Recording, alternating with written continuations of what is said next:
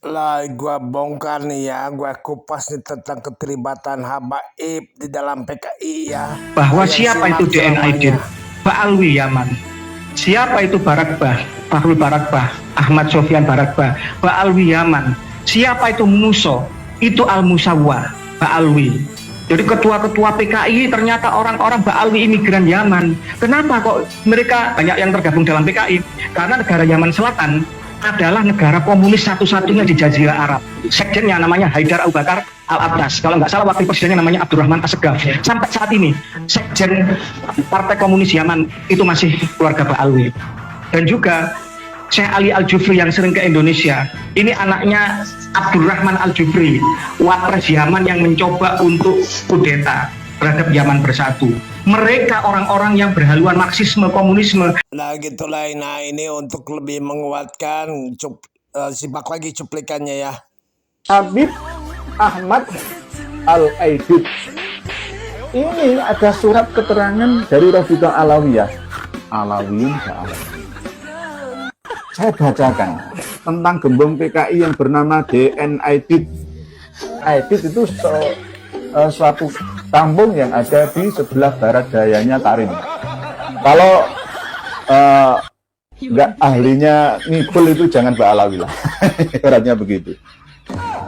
Itu bukan nama aslinya, itu adalah Ibu Nusantara Aidid. Nama aslinya ada Ja'far.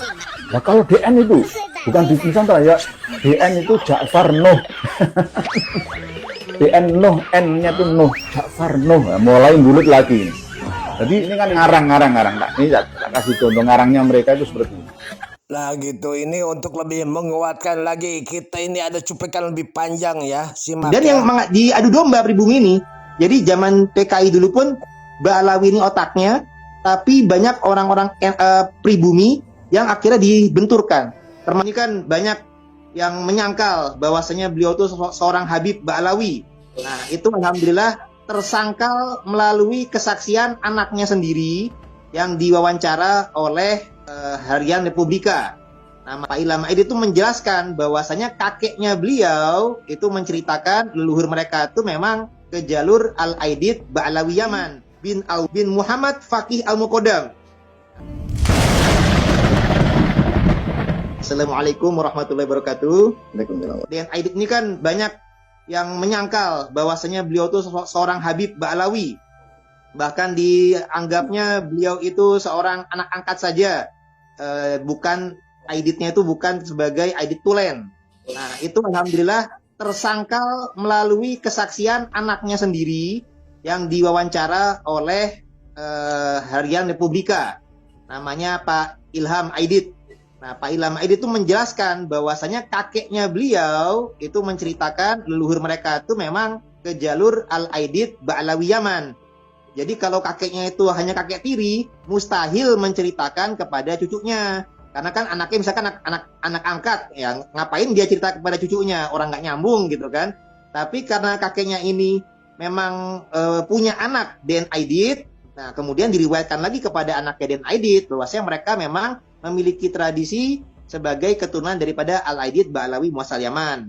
Nah, adapun silsilah dari Den Aidit atau Dipo Nusantara Aidit, nama aslinya kan Ahmad Aidit.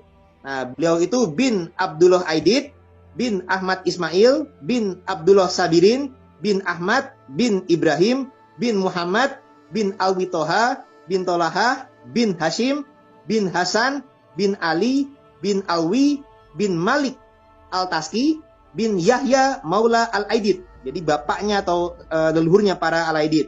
Bin Alwi An-Nasik, bin Muhammad Dawile, bin Ali Mola Darok, bin Alwi Al-Guyur, bin Muhammad Faqih Al-Muqaddam, bin Ali Sumu'ah, bin Muhammad Sumirbat, bin Ali Kolikosam alias Ali Kisam, bin Alwi, bin Muhammad bin Alwi, yang adalah leluhurnya daripada Ba'alawi, bin Ubaidillah.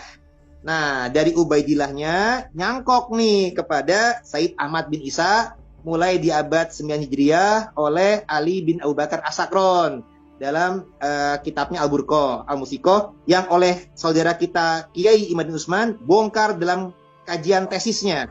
Dan juga bahwasanya ini nasab palsu Ba'alawi ini memang fiktif karena kontradiksi antara data di abad 9 Hijriah yang merupakan data sekunder, kontradiksi dengan data primer dari abad 4 sampai dengan 8 Hijriah.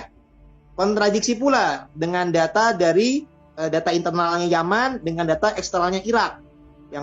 Jadi dari negeri yang diklaim sebagai negeri muasalnya. Dan juga kontradiksi dengan tes DNA para Ba'alawi yang haplogrupnya G sesuai dengan gerakan 30S PKI.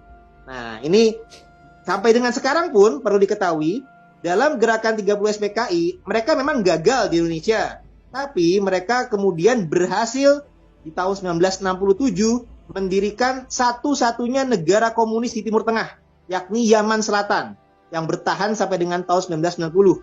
Jadi mereka gagal di Indonesia, tapi mereka berhasil di negeri muasalnya mendirikan negara komunis di Timur Tengah, satu-satunya Yaman Selatan.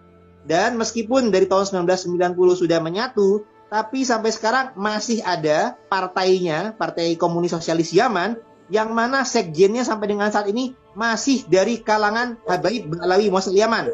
Namanya Habib Abdurrahman Assegaf.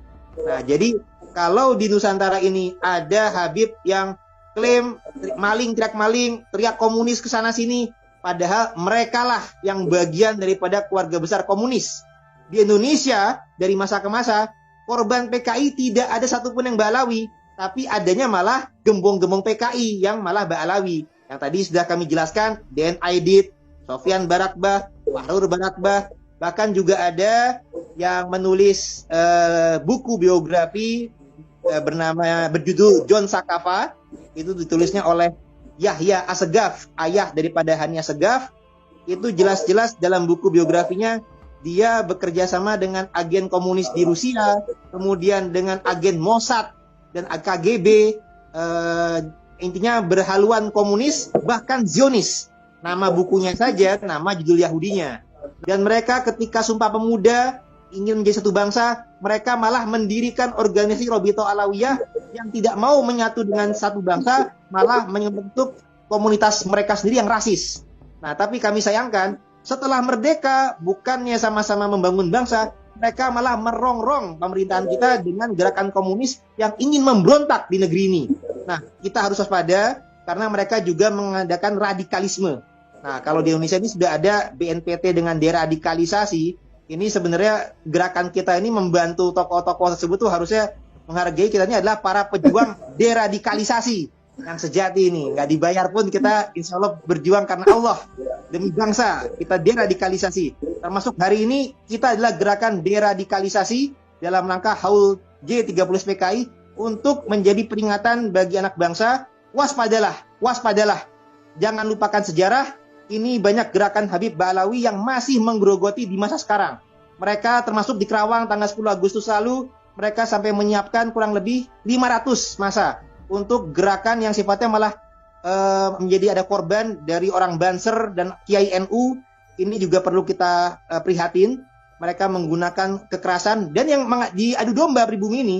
Jadi zaman PKI dulu pun Ba'alawi ini otaknya, tapi banyak orang-orang pribumi yang akhirnya dibenturkan. Termasuk yang tadi Gus Fakih ceritakan di Banyuwangi itu, korbannya Banser diracun oleh Gerwani dan lain-lain. Itu banyak pribumi-pribumi yang pengikut Habib atau Mukibin ini diadu domba dengan pribumi yang punya kesadaran. Tapi para Mukibin segeralah sadar, jangan mau ya dari Habib Hanif nih ya yang menceritakan tentang Yaman. Habib Muhammad bin Salim bin Hafidh ini bukan cuma ulama, tapi beliau pejuang. Bahkan dulu ketika Yaman dikuasain sama rezim komunis, jadi di Yaman pernah ada PKI juga. Kata Kiai Rasyid, Habib Hanif nggak ngaji apa-apa, mengaji bab nikah, ya nyerempetnya ke PKI juga. Di Yaman sempat dikuasain sama komunis. Lama tuh Yaman dikuasain sama komunis. Itu waktu komunis nguasain Yaman, Masya Allah. Majelis. Nah gitulah, sebenarnya banyak cuplikan-cuplikan video ya tentang Yaman dan para habaib ya. Cuma ya segini dulu aja lah, terlalu panjang masalahnya. Oke lah, makasih lah ya semuanya ya.